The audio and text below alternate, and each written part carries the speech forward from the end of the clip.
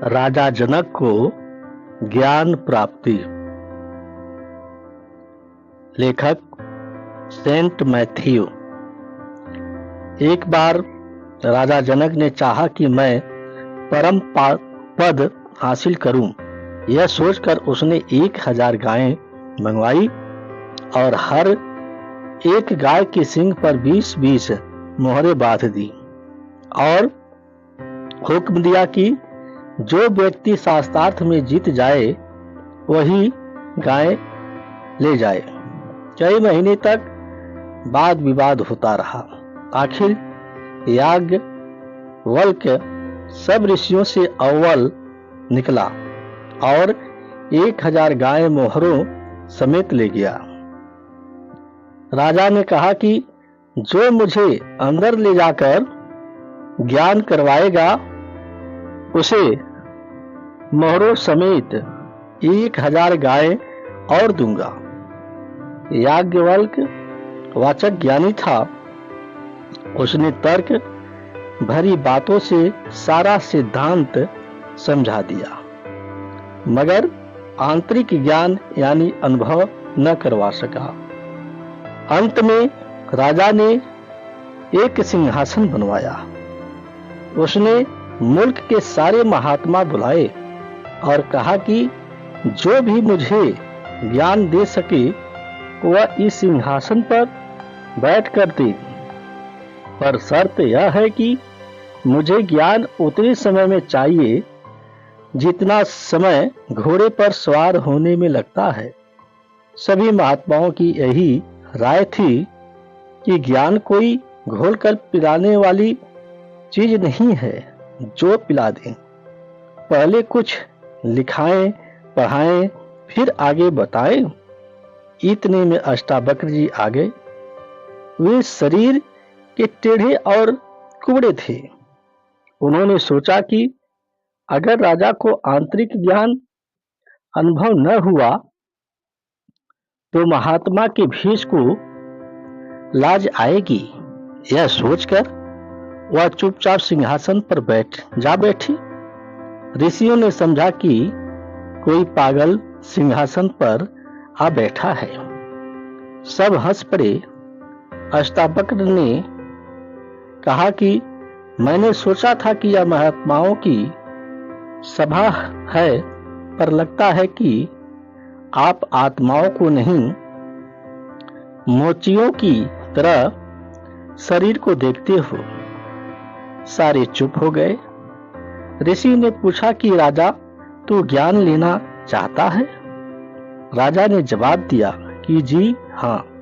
अष्टावक्र ने कहा कि ज्ञान की कुछ दक्षिणा भी होती है, शुक्राना भी होता है, देगा? राजा ने अर्ज की जो कुछ मेरे पास है मैं आपको देने को तैयार हूं। अष्टावक्र ने कहा मैं भी वही मांगूंगा जो तेरी ताकत में है। अच्छा, मैं 3 चीजें मांगता हूं, तन मन और धन। राजा ने थोड़ी देर तक सोचकर कहा कि मैंने दिया। अष्टावक्र ने कहा फिर सोच लो। राजा ने कहा जी मैंने सोच लिया। अष्टावक्र ने कहा कि करो संकल्प। राजा ने संकल्प कर लिया। उन दिनों में रिवाज था कि पानी का चुल्लू भरा और संकल्प हो गया। अब अष्टावक्र ने राजा से कहा देख राजा, तू मुझे तन मन और धन दे चुका है। इसका मालिक अब मैं हूं, तू नहीं। मैं हुक्म देता हूं कि तू सबके जूतों में जाकर बैठ जा। दरबार में एकदम सन्नाटा छा गया। सब चुप हो गए। सब सोचने लगे कि अपनी प्रजा और अपना राज्य सबके सामने जूतों में जाकर राजा कैसे बैठेगा? यह तो कोई निम्न व्यक्ति ही कर सकता है।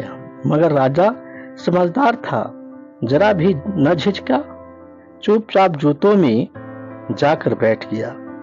अष्टावक्र ने ऐसा इसलिए किया कि राजा की लोक लाज छूट जाए।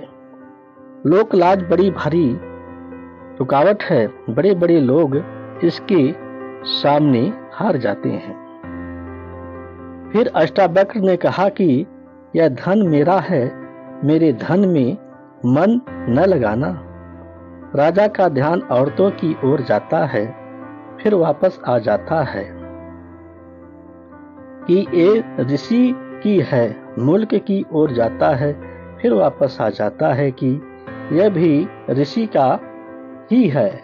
मन की आदत है, यह कभी खाली नहीं बैठता, कुछ न कुछ बराबर सोचता रहता है। सो राजा का ख्याल उन सब की तरफ जाता है और वापस आ जाता है, फिर वापस आ जाता है। आखिर राजा आंखें बंद करके बैठ गया कि न मैं बाहर देखूं और न ख्याल बाहर जाए। यही ऋषि चाहता था। उसका ख्याल एकाग्र हो गया। अपना मतलब पूरा हुआ देखकर ऋषि ने पूछा, तू कहाँ है? राजा जनक बोला, मैं अंदर हूं।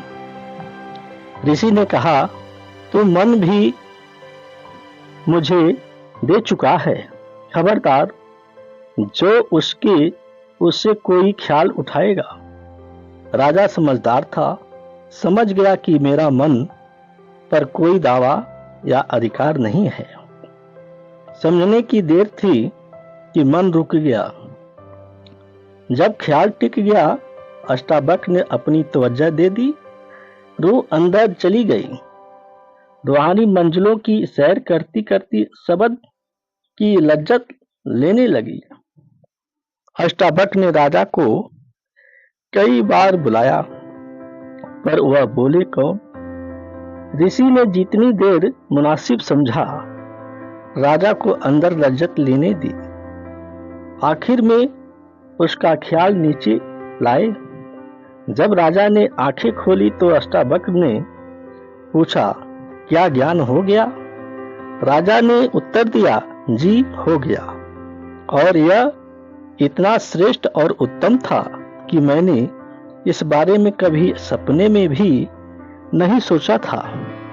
ऋषि ने फिर पूछा, कोई शक तो नहीं रहा? जनक ने कहा, जी कोई शक नहीं। ऋषि ने कहा, मैं यह तन मन और धन तुझे प्रसाद के तौर पर देता हूं, इन्हें अपना न समझना।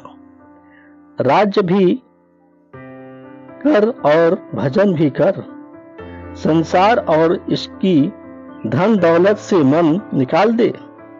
अब तुम्हें प्रभु के नाम का अनमोल खजाना मिल गया है। अब तुम इस संसार की वस्तुओं से मोह नहीं रखोगे, बल्कि प्रभु से उसके प्रेम और अनुभव की याचना करोगे।